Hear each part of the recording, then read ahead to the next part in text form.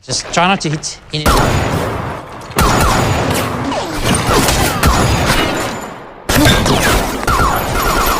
Suatu malam dalam sebuah mobil, terlihat ada 3 orang gangster Amerika bernama Chris, Justin, serta Frank yang akan bertransaksi membeli senjata ilegal dari kelompok gangster lain.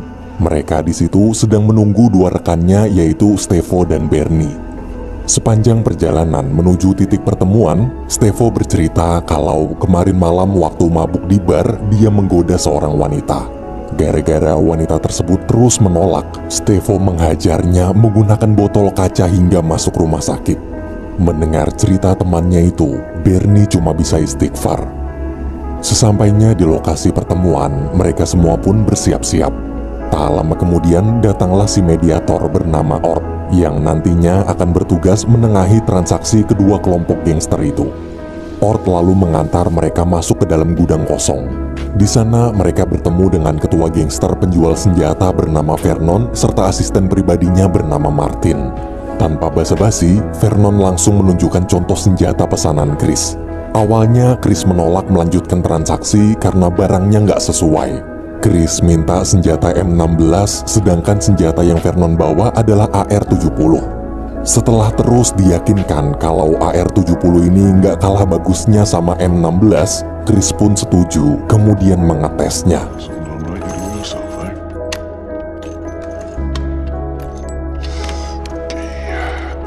Knock yourself out, Spark. Okay, just try not to hit any.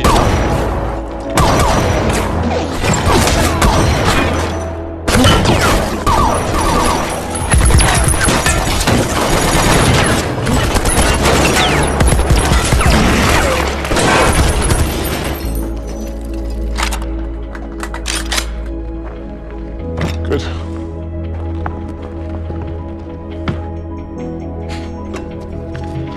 Pandora's box, eh? Setelah menerima uang pembayaran, Vernon segera menyuruh 2 anak buahnya membawa masuk semua senjata pesanan Chris. Melihat kedua anak buah Vernon tersebut, Stevo mendadak ketakutan sampai ingin kabur dari sana. Merasa ada keanehan, Bernie lalu mengejar Stevo. Stevo di situ mengatakan kalau semalam dia pernah bertemu salah satu anak buah Vernon bernama Harry itu. Harry adalah kakak wanita yang tadi malam dia pukuli. Frank kemudian menyuruh Stevo dan Bernie membantu mengangkut kotak-kotak senjata tersebut ke dalam mobil. Karena terus dimarahi, Stevo terpaksa menuruti perintah Frank. Ia mencoba berjalan perlahan agar tak ketahuan Harry. Tapi waktu Harry melihat Stevo, Junkie! What the fuck? If you need, man. Calm the fuck down. You fucking knuckle drag! I'll fuck you up again, you fucking pervert! Come here! beruntung mereka berdua berhasil dipisahkan. Sambil emosi, Harry menceritakan bahwa semalam Stevo telah melecehkan dan memukuli adik perempuannya menggunakan botol kaca hingga masuk rumah sakit. Mendengar cerita barusan, semua orang pun jadi ikut marah pada Stevo. Namun mereka mencoba tetap bersikap tenang agar jangan sampai kedua kelompok gangster ini bentrok. Mereka tetap berkomitmen menjaga kesepakatan awal, yaitu tak boleh ada senjata lain selain senjata yang sedang mereka perjualbelikan sekarang. Chris meminta agar masalah ini tak semakin besar. Sebagai permohonan maaf, Chris berjanji akan mengganti seluruh biaya rumah sakit adik Harry. Ia juga memukuli Stevo di depan semua orang sebagai tanda kalau dia sungguh-sungguh menghukum anak buahnya itu. Setelah puas ngehajar tuh bocah, Chris lalu menyuruhnya meminta maaf di hadapan Harry. Tapi bukannya minta maaf, Stevo malah bilang kalau dia sama sekali nggak nyesel udah ngelecehin dan mukulin adik perempuan Harry. Mendengar ucapan Stevo barusan, Harry berusaha menarik nafas menahan amarahnya. Tarik nafas, buang. Tarik nafas, buang. Harry kemudian membuka pintu mobilnya. Diam-diam, dia mengambil pistol, lalu...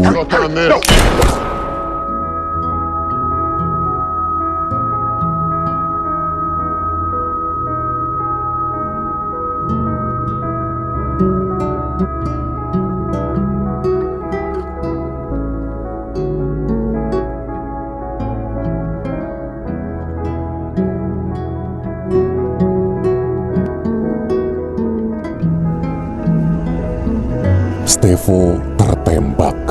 Seketika semua orang panik. Waktu Vernon mencoba menenangkan mereka, Stevo malah menembaki balik kelompok Vernon. Melihat kekacauan ini, Justin berusaha menyuruh mereka berhenti sebelum jatuh korban.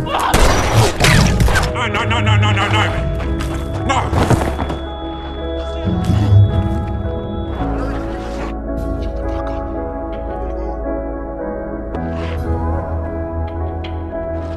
Fuck this! Alright, fuck up. Why you shot me, man?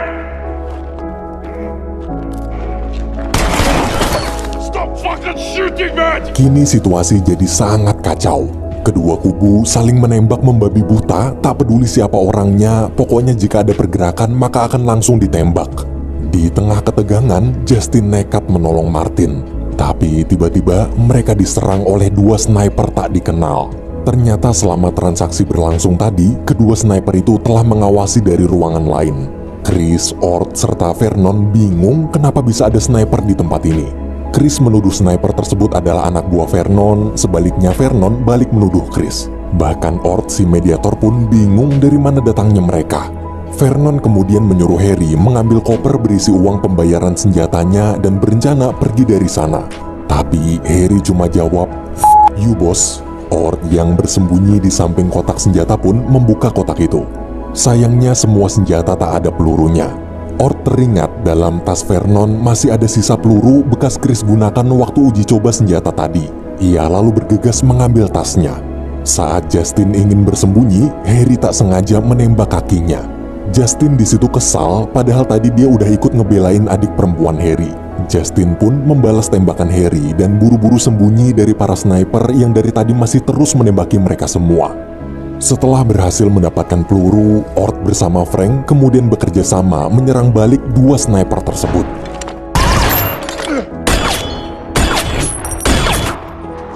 No!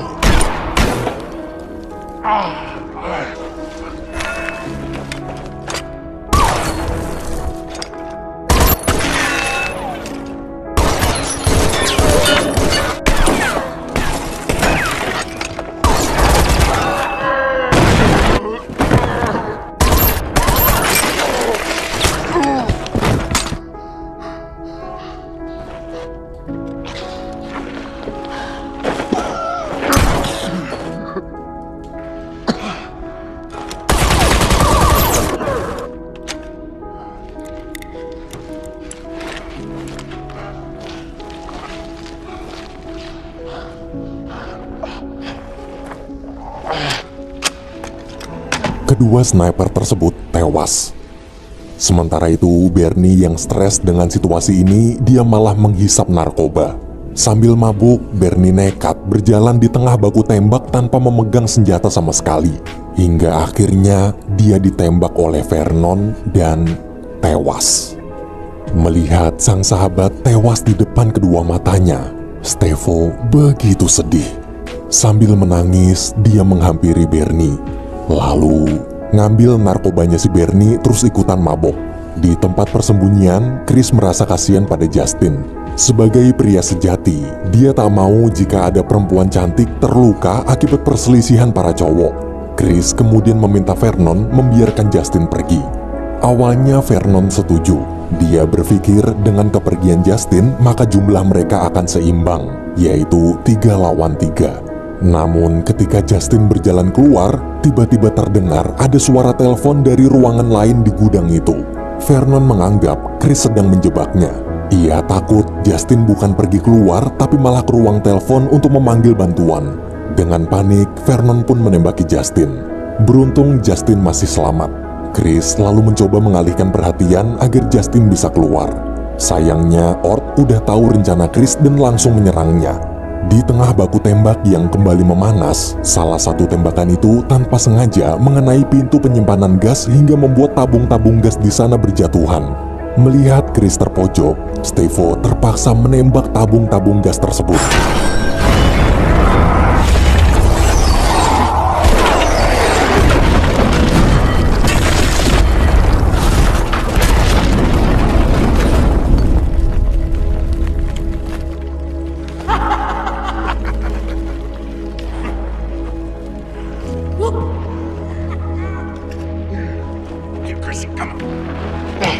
Chris berhasil kembali ke tempat persembunyiannya bersama Frank dan Stevo.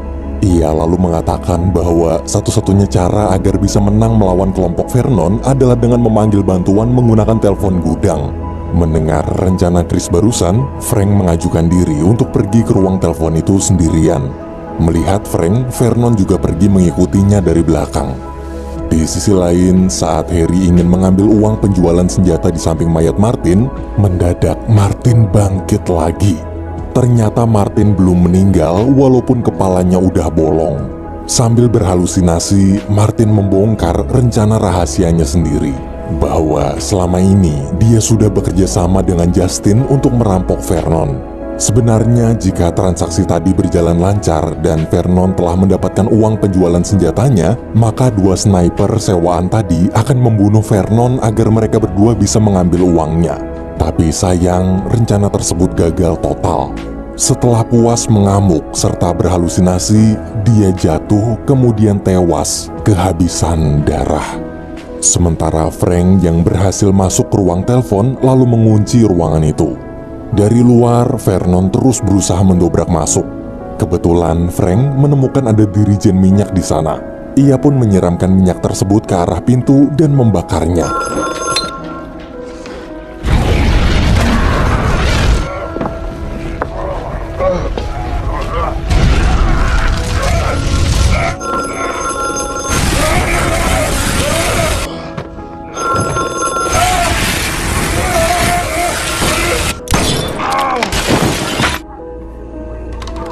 Frank tewas.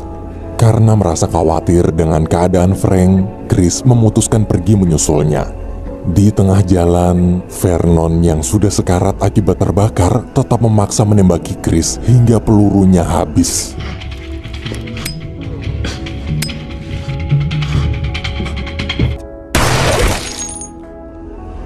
Sesampainya di tempat Frank, Chris kaget melihat Frank telah tewas.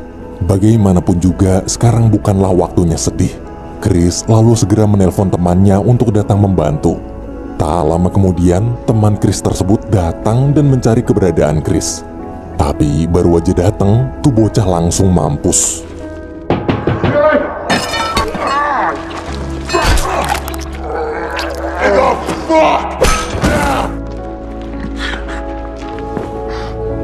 Setelah membunuh teman Chris, Harry bergegas mengambil koper uang Vernon kemudian kabur dari sana.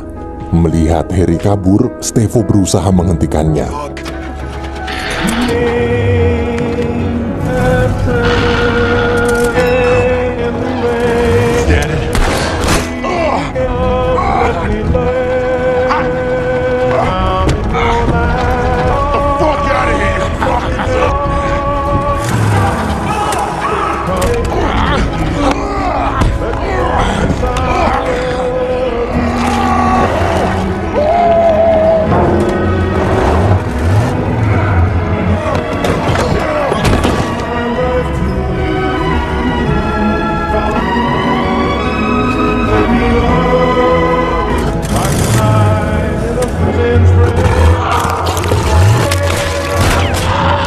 Bersamaan dengan terlindasnya Stevo, dari bawah, bokong Harry tertembak hingga menembus kepalanya. Mereka berdua pun mampus.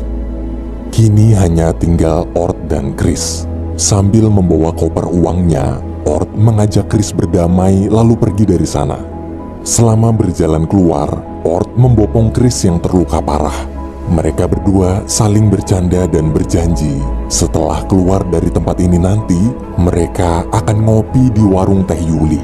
Namun dari belakang tiba-tiba Justin menembak mereka berdua.